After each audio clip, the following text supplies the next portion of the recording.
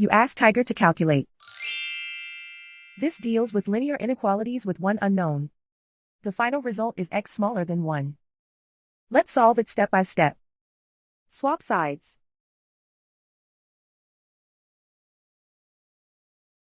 Group all constants on the right side of the inequality.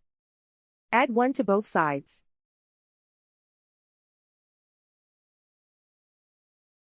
Simplify the arithmetic.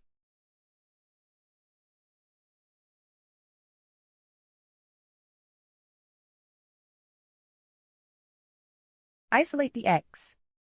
Divide both sides by 6.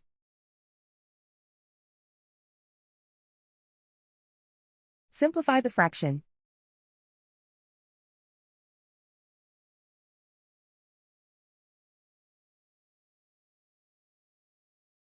Plot the solution on a coordinate grid. And so the final result is x smaller than 1.